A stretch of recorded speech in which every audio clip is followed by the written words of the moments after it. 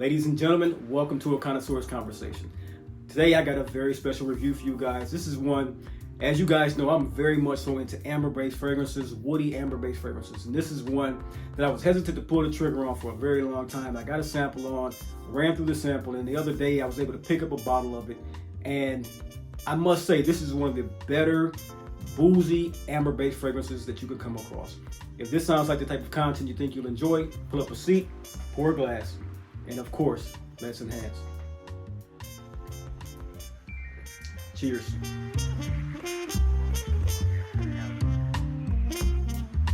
Ladies and gentlemen, welcome to the Dry Dial. This is the channel where we aspire to enhance and elevate our olfactive sensory experiences through the understanding of the different aromas, facets, and nuances of scent, cigars, and wines. I'm your host, Chris. Welcome to today's experience. Today, I'm especially excited not only to introduce you to the Amber Aquilaria, what I have here for you guys, but also want to tell you about this quick Weller's 107 Antique Bourbon, single barrel bourbon. This is a great bourbon. If you guys have a chance to get your hands on a Weller's, I suggest you do. Weller's is a great bourbon trace bourbon that I have. I've had the exposure to the green label, the red label, the blue label. All of them have come out very, very nice for me. But this 107 Antique, which I was gifted by a friend of mine who's in the industry, I'm very much so enjoying this. This is the second 2-ounce bottle. I'm enjoying it. This is a very nice sipping bourbon for sitting back, relaxing with cigars. So once I finish this video with you guys, I'm going to go out and get me a nice little cigar. Actually, the Weller Cohiba. I'll be giving a nice review on that in the coming days. But all in all, Weller's 107 Antique, a great sipping bourbon. And so now that we got that out the way, let's introduce you guys to Electimuss Amber Aquilaria. Amber Aquilaria is a fragrance that the profile has just taken me by storm. You guys know I am very much so into ambers, ouds, and when I have a scent on my radar that is an amber oud fragrance, that Electimuss is. This is a beautiful fragrance. This is a 100 ml flacon. You guys have seen these flacons before. This is a part of the Lustrous collection. 100 mils, Extrait de Parfum. Very beautiful presentation on these bottles. So, as far as the scent go, Amber Aquilaria, I must say, in trying to conjure what it is, this is one of the most sophisticated and opulent amber and oud accords that I've come across. But it's not only that. The amber and the oud is what the encompassing of the fragrance is. But what I get from this, in my honest opinion, is one of the best uses of jasmine that I've come across in the way that this one is blended. I won't say as a scent profile that jasmine is the abundant in this one, but it is such a beautiful indolic jasmine accord in this fragrance that I'm enthralled with it, because I'm a jasmine lover, but not in all fragrances. I think jasmine can come off a little bit too indolic, a little bit too earthy, a little bit too animalic for me in some fragrances. But when it's dialed in just right by the perfumer, which is Christian Provenzano for this particular scent, Amber Aquilaria is one beautiful,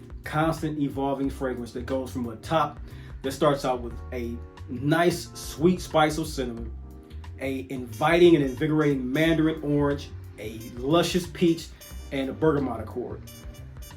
I don't hear these accords mentioned often. Actually, I haven't found many reviews on this, so I'm glad to get this one out to you. But I haven't seen it mentioned often how the cinnamon and peach play off in this particular scent.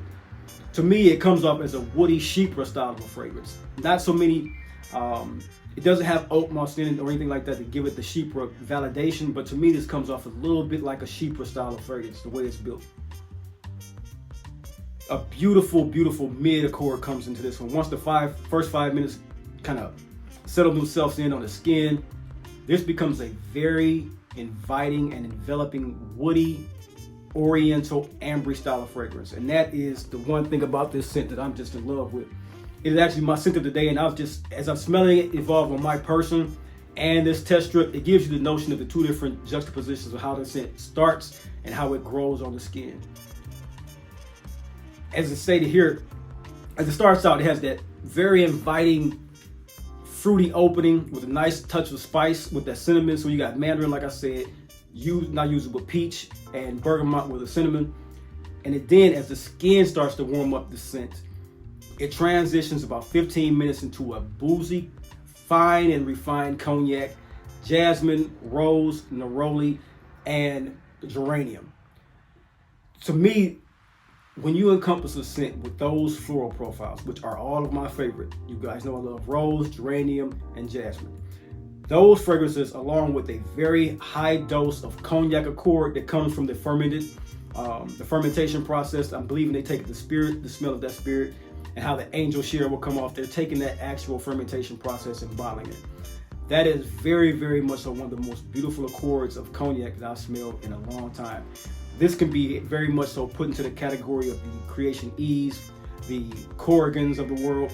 A very, very beautiful, boozy, just effective way of transporting you to another state of mind, an effective way of transporting someone that is around you to another state of mind. This is a very alluring and attractive fragrance.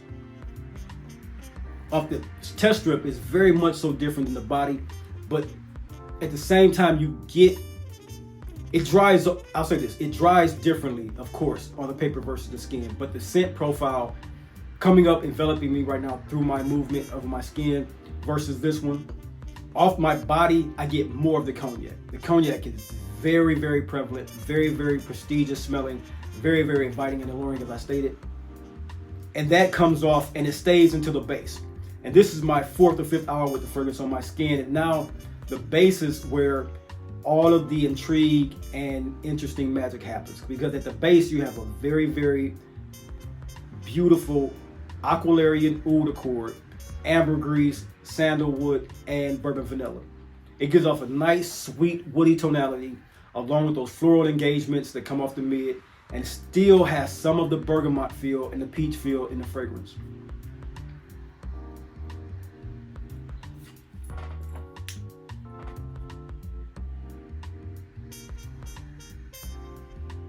And it's funny how you can pick up spirits.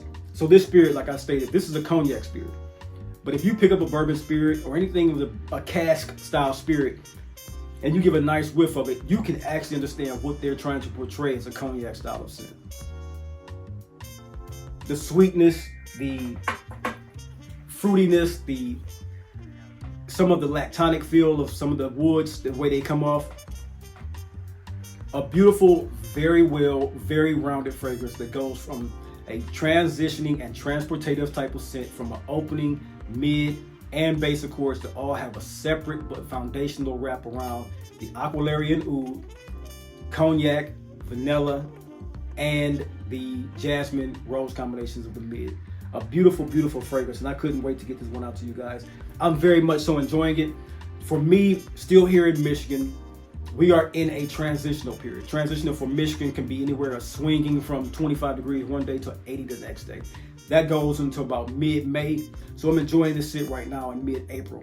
And I can't, what I feel about this scent, like it's been my Friday night scent, it's been my Sunday night scent the last couple of days, weeks, and I'm very much so enjoying it. So all in all, this is a very much so elegant, sophisticated fragrance that a man or a woman can pull off, mostly masculine, very masculine leaning, at about a 4 out of 5 masculine leaning. But a woman who has a certain je ne sais quoi can pull this particular fragrance off. This scent has a certain savoir-faire about it, that it comes into a room and it speaks its presence, it speaks its authority, and it speaks its elegance. I love that about this particular scent. And I can even dress it down. As you see me today, I'm dressed in the casual cashmere knit. This is a scent that goes well with this. This is not something overpowering, but it shows the sophistication of the individual wearing it. Very, very nice scent. I suggest anybody that has a chance to get their nose on this scent, give it some time, because at first it can be a little off-putting because of the high doses of cognac. But once you get to understanding the feeling of the cognac and jasmine, along with that geranium and rose mix around that Aquilarian oud, which is a very, very phenomenal oud accord, I think that you will be impressed with this particular scent, because I have been. Great scent. Once again, guys, Connoisseur's Conversation, thank you for watching. As always, if you found anything about this particular video that was entertaining or educational, all I ask is that you hit the like and subscribe button. Comment below, let me guys know what you think. If you had Aquilarian oud before, or even this particular fragrance, let me know how you guys feel about it. Is it something you like? Does it appeal to you in the springtime weather? I'm interested in seeing about the comments that you have to drop below. To my new subscribers, I thank you for tapping in. My old subscribers, guys, love you. Thanks for tapping in as always. Can't wait to see you in the next video. Have a good day.